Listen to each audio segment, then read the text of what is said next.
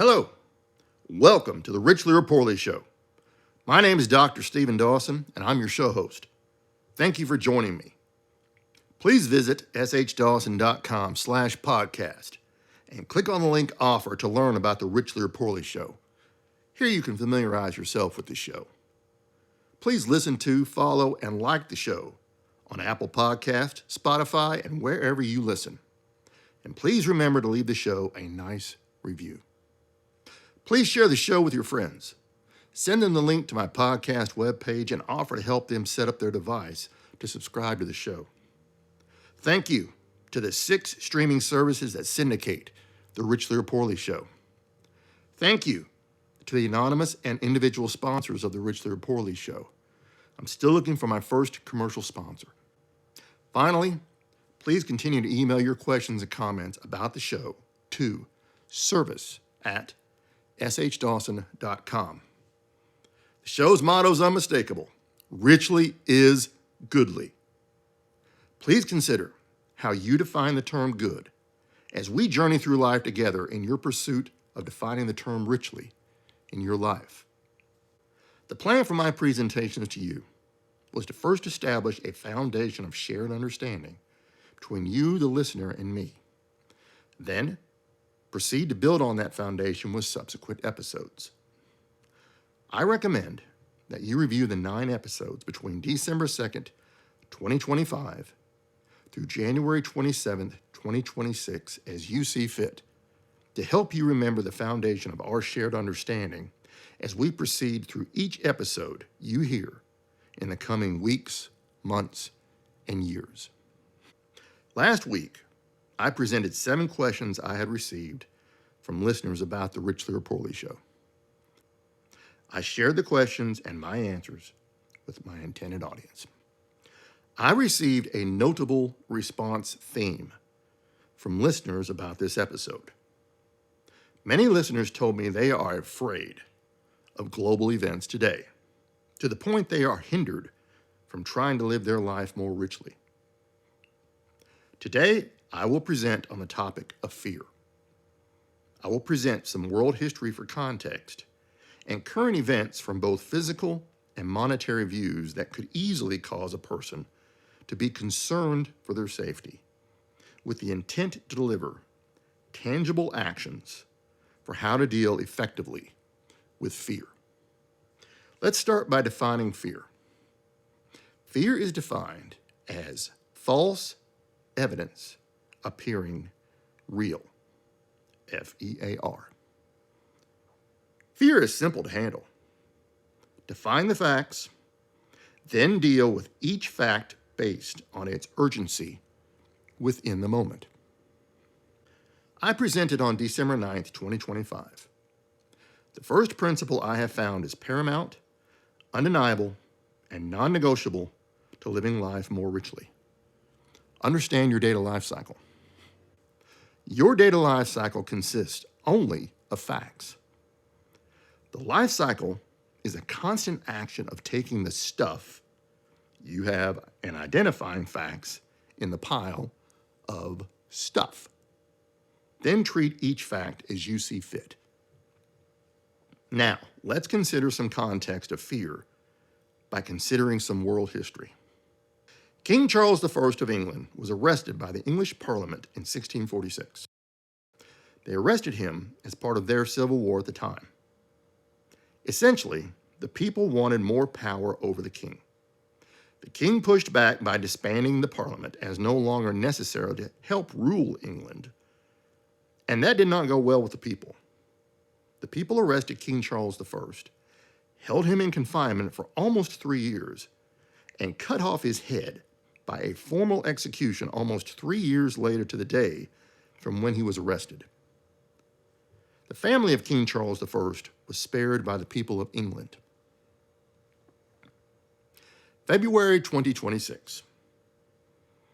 Andrew Mountbatten Windsor, a former prince of the United Kingdom, was arrested by the UK police on suspicion of misconduct in public office in connection with leaking sensitive political and market information to the convicted sex offender Jeffrey Epstein.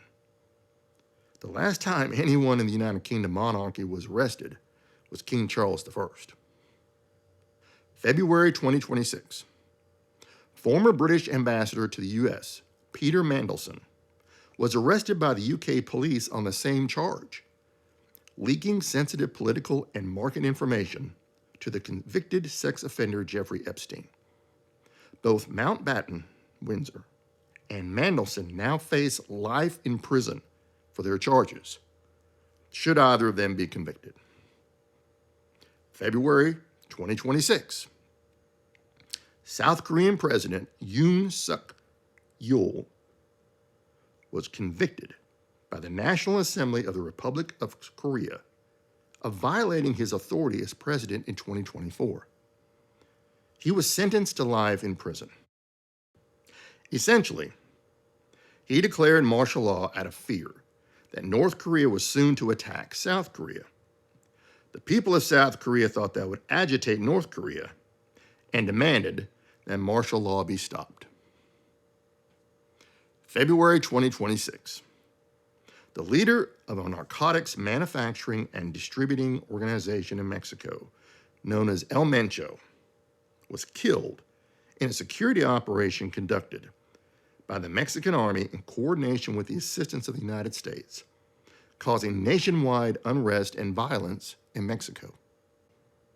February 2026. Demonstrations by the people of Iran against their government have resulted in the leadership of Iran developing a rudimentary nuclear weapon and stating they would use it against any nation that attempts to help overthrow the leadership of Iran. So what's the pattern here? The pattern I see is a leader decides to exceed the comfort of their followers. Their followers decide enough is enough, and the leader is removed. The events surrounding the removal caused great harm to the people. Their money is damaged by selling out their country's efforts for trade.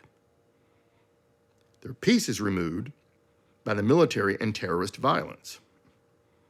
Their freedom is removed by limitations of martial law, transitions of governments, and the inability to go out of the house due to the likelihood of being shot by a stray bullet. Outlining. The pattern is money and comfort. This sounds a whole lot like living life more richly to me. Remember, the majority of people are focused on things like paying their electric bill and putting food on their table, while also having some money in their bank account. Let's look at other sources of fear. Money in the pocket is great, but when a person is ill to the point of death, money only helps so much. Family is great, but when a family member says goodbye to their parents or child, money only helps so much. Money in the bank is great, but when senseless leadership takes the money through illogical taxes, money only helps so much. South Korea is telling the world to go away. They are scared of North Korea and China. Going away is great, but LG Electronics, the Hyundai Motor Corporation, and their Kia subsidiary are global corporations. No global corporation can tell the world to go away and remain a global corporation. The United Kingdom is at a loss about how to handle its monarchy and its parliament. It seems the parliament will win in how to run the country.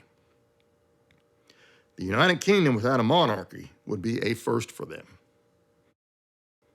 Iran, it sure looks like the international community will remove Iran's ability to use a nuclear weapon.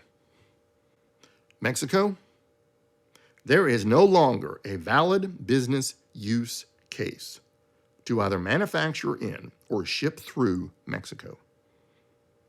Mexico's economic position will only worsen exponentially. Clearly, the people of South Korea, the United Kingdom, Iran, and Mexico have many reasons to be concerned because of their declining welfare. Hopefully, they can press through fear and get to facts then act wisely on the facts. I do not judge the people of either South Korea, the United Kingdom, Iran, or Mexico. It is up to the people of these countries to decide how they want to live their lives. I am glad I do not have to live in the circumstances they face today. Specifically, the loss of credibility as a developed nation, as a cultured and educated people, and as a land where both economic opportunity and freedom of speech no longer exist. I do not see any of these attributes as living life more richly. I see all of them as a decline in quality of life, monetary position, and loss of interest from those abroad in wanting to help them. The world of today sure looks bleak to me, but I am an optimist. It has also looked grim in the past. However, today is different, as we have real-time access to news. We tend to believe global events are occurring in our backyard, when they are not, because we become so wrapped up in how the news is presented today. Here are my suggestions to deal with fear. First, decide your priorities. This decision comes from knowing your worldview, your morality, and your virtues. I have presented extensively on these three topics in previous episodes. Second, decide who is a part of your life, both today and going forward. Say goodbye to everyone else for now. Perhaps those who are a part of your life will change one day, but today is today. Third, work on today what you can with what you have in your hand today. What you have in your hand may be insufficient to complete some type of work you have before you now. But there is always research and planning to be accomplished with all forms of work. Finally, remember how bad life could become for you. If you do not have bullets flying near your head, or a nuclear weapon about to explode near you, then life is not too bad. If you have either of these conditions occurring near you, then remember you are still alive. If you have someone you love who does not return your love, then tell them once more you love them and let them go from your life for today. If you do not have the money you want today, then be glad for the money you have today as you continue to work to gain more money in your pocket. This set of suggestions may sound both brief and direct, but they are the distillation of eradicating fear from your life by staying with facts. Hopefully, you now have a stronger context of how good you have it in life, how you can eliminate fear from your life, and how you can live your life more richly. Well, that's it for today. Richly is goodly.